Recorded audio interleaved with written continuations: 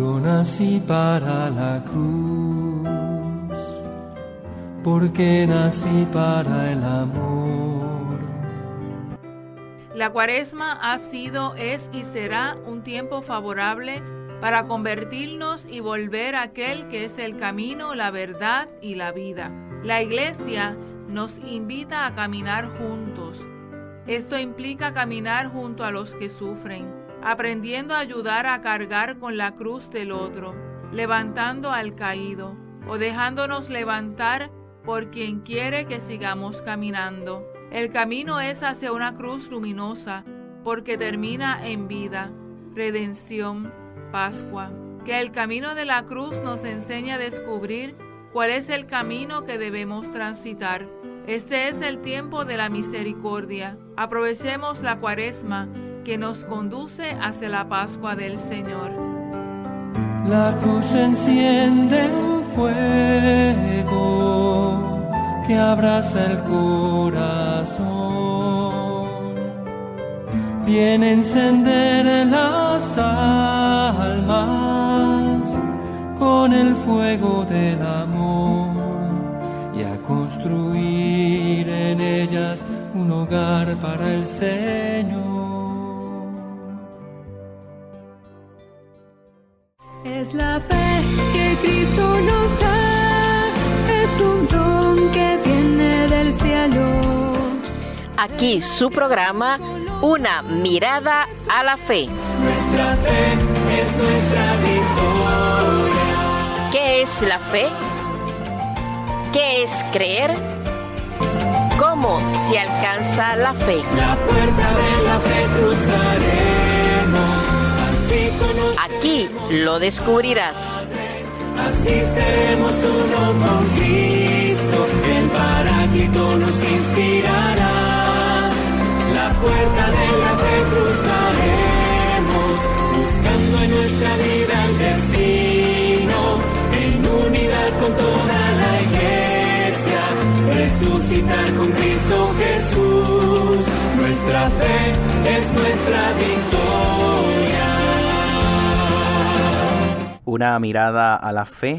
Habla para ustedes el padre Alberto Meléndez Vázquez de la parroquia Nuestra Señora del Carmen en Villalba, Puerto Rico.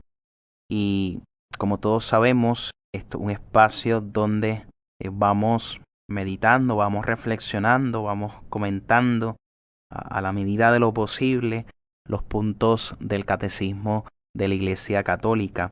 En la pasada semana veíamos cómo Abraham se convertía para nosotros en un ejemplo en ese peregrinar en la fe. Y veíamos cómo Abraham tuvo sus luchas, tuvo su peregrinación exterior, pero también tuvo una peregrinación interior y que por ello se convierte para nosotros en un auténtico ejemplo de vivencia de la fe. Hoy pasamos al punto 61 del Catecismo de la Iglesia Católica, que dice: los patriarcas, los profetas y otros personajes del Antiguo Testamento han sido y serán siempre venerados como santos en todas las tradiciones litúrgicas de la Iglesia. Por tanto, podemos decir que existe San Abraham, San Elías, San Isaías. Los consideramos santos, aunque la Iglesia para ellos no ha hecho ningún proceso de canonización, pero no ha hecho el proceso con los santos que se van declarando santos en nuestros tiempos, pero los considera santos y en la liturgia se les celebra como santos. No le llamamos San Isaías, le llamamos el profeta Isaías, pero les damos una dignidad de santos, y es verdad que su santidad, comparativamente con lo que nosotros entendemos hoy en día por un santo, pues posiblemente puedan tener muchas contradicciones, como las mencionadas de Abraham en su vida, pero es que tenemos que tener en cuenta que en el Antiguo Testamento todavía faltaba una cosa: no tenían la plenitud de la revelación en Jesucristo. Pero se trata de los hombres que oyeron la voz de Dios, que siguieron sus designios, que siguieron sus caminos, que fueron fieles a Dios en la medida en que podían ser fieles, en ese momento en el que todavía no se tenía la plenitud de la gracia, que era Jesucristo. Por eso dice que en todas las tradiciones litúrgicas orientales y occidentales se les considera como santos. Saben que estamos en el capítulo 2, titulado Dios al encuentro del hombre, artículo 1, la revelación de Dios, y tiene un segundo apartado que son las etapas de la revelación. Hoy pasamos a esa etapa donde Dios forma a su pueblo Israel. Concretamente están en los numerales 62 al 64. Ya hemos explicado cómo Dios elige a Abraham. También hablamos de cómo la primera alianza fue con Noé, ahora elige a Abraham. Y hoy nos toca un apartado de 3 puntos que tienen como título Dios forma a su pueblo Israel. Y el primer punto dice, que el punto 62, dice lo siguiente. Después de la etapa de los patriarcas, Dios constituyó a Israel como su pueblo, salvándolo de la esclavitud de Egipto. Estableció con él la alianza del Sinaí y le dio por medio de Moisés su ley, para que lo reconociese y le sirviera como al único Dios vivo y verdadero, Padre providente y juez justo, y para que esperase al Salvador prometido. Como ven, damos un paso más después de esa etapa conocida como la etapa de los patriarcas, que no es tan fácil establecer hasta dónde son, dónde no son. La palabra patriarca, en su sentido más estricto y más común, se le suele aplicar a los padres de la raza humana, podríamos decir a los padres antes del diluvio, y también a los progenitores de Israel, Abraham, Isaac, Jacob. Esto es lo que se suele entender por patriarca. En el Nuevo Testamento el término también se aplica a los hijos de Jacob, en el libro de los Hechos, y también al rey David. O sea que no hay una línea divisoria que diga estos son los patriarcas y estos no son. Pero digamos que la palabra patriarca se suele aplicar a los padres antes del diluvio y a los progenitores de Israel. Hay un par de listas de los patriarcas en el libro del Génesis, en el capítulo 4, en el capítulo 5, que nosotros que tenemos una cultura del Antiguo Testamento bastante flojita, nos cuesta situarlo históricamente. Por ejemplo, allí en Génesis 4:17 se comienza una lista con Caín y habla de sus descendientes, habla de Enoc, de Irad, de Mahuel, de Metusuel, de Lamec. Bueno, la verdad es que vamos a ser un poco humildes, vamos a reconocer que nos cuesta tener conocimiento de todas estas genealogías y baste con lo que hemos dicho. Por patriarca entendemos a los padres antes del diluvio, Abraham, Isaac y Jacob. Lo que dice el catecismo es que después de la etapa de los patriarcas, Dios constituyó a Israel como su pueblo, salvándolo de la esclavitud de Egipto. Curioso que se diga que hay una constitución de Israel. La palabra constitución entendemos algo jurídico, ¿verdad? De levantar un acta, de llamar a un notario para que levante acta, de publicar un decreto. Obviamente tal cosa aquí no existe, pero el catecismo pone como momento especial, momento en el que el pueblo se hace pueblo, el momento en el que son liberados de los egipcios, el momento en que es salvado de Egipto, que tiene esa experiencia de la dureza de la esclavitud, de pasarlo mal, de clamar a Dios. En ese momento son constituidos. Esa experiencia es tan fuerte, queda marcada en ellos de una manera tan fuerte. Han sufrido en Egipto, han sido esclavos, han sido humillados. Incluso sabemos que el faraón decidió matar a los primogénitos varones. Todo eso supone humillación. Toda esa humillación, toda esa experiencia supone que les une y les forma como pueblo, les constituye como pueblo. No digamos nada de la experiencia de marchar al desierto perseguidos por los egipcios, la experiencia de ver cómo Yahvé le hacía pasar milagrosamente el Mar Rojo, cómo en el desierto le obliga a organizarse. Así son constituidos como un pueblo. También esto tiene su razón de ser en la propia psicología del hombre, porque a veces para sentirnos nosotros pueblo, tenemos que pasarlos todos mal. O sea, tenemos que tener la experiencia de sentirnos unidos por compartir un sufrimiento. Cuando vivimos bien, cuando no tenemos problemas, empezamos a enfrentarnos entre nosotros. Cuando no tenemos un problema común, cuando no tenemos un enemigo común, entonces generalmente el pueblo se desune. Empieza uno a luchar contra el otro. Todos experimentan afanes de protagonismo.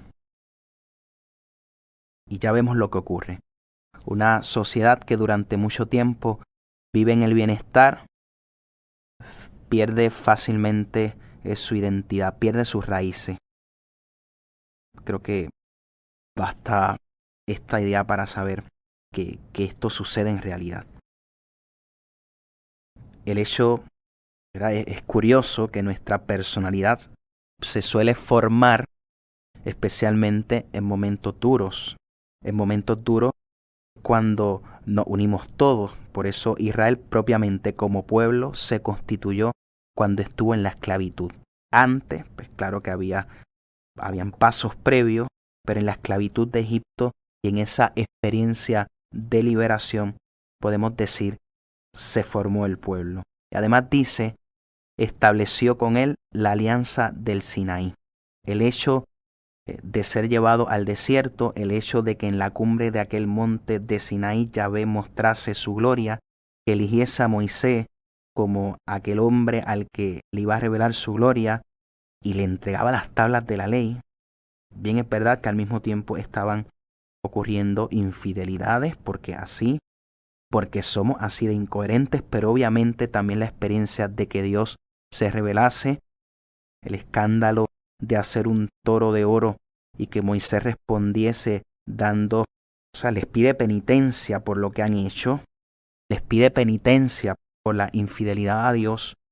Eso estaba conformando el alma, la identidad de un pueblo. Estaban recibiendo una lección, la lección de que no hay más Dios que Yahvé. Estaban experimentando su propia miseria una y otra vez, su fragilidad, porque se veían como en medio de un desierto. Y suelen decir las personas que han conocido el desierto que cuando alguien vive una etapa de su vida en un desierto suele sentir una experiencia de fragilidad viendo lo que es un desierto. Cuando se levanta una tormenta de arena, tú no eres nadie. Pues podemos decir que en esta circunstancia se constituye Israel. Y así van comprendiendo de que no hay más Dios que Yahvé. Él es el Padre providente. Él es el juez justo. Y así aprenden a esperar en el desierto. En la experiencia de Egipto, Israel aprendió a esperar. Aprendió lo que es la esperanza y recibió una gran lección para aprender a esperar al Mesías prometido, que es Mesías liberador, que es Jesucristo. Hasta aquí vamos a dejar esta lectura, este comentario del punto 62 del Catecismo de la Iglesia Católica. La próxima semana retomaremos con la lectura y reflexión del punto 63.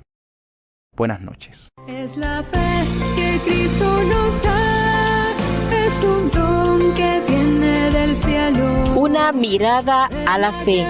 Con los ojos de su creador. La fe es la confianza que facilita un conocimiento, que permite un amor en el encuentro personal con la persona en quien se confía. Inspirará, nuestra fe es nuestra victoria. Este programa ha sido producido por la Oficina de Medios de Comunicación Social de la Diócesis de Ponce. Si quieres comunicarte con nosotros, puedes llamar al 787-843-1548. También nos puedes seguir a través de la página de Facebook Omecos Ponce. Es un don que viene del cielo. Ver la creación con los ojos de su creador. La puerta de la fe cruzaré. Omecos cuenta contigo. Ayúdanos a seguir nuestra misión. Nuestra misión es cumplir con la encomienda que nos dejó el Señor de evangelizar y comunicar la verdad a toda criatura, utilizando todos los medios de comunicación y las nuevas tecnologías al alcance. Puedes hacer tu donativo u ofrenda utilizando ATH Móvil Business. La identificación del PAD es Omecos Ponce.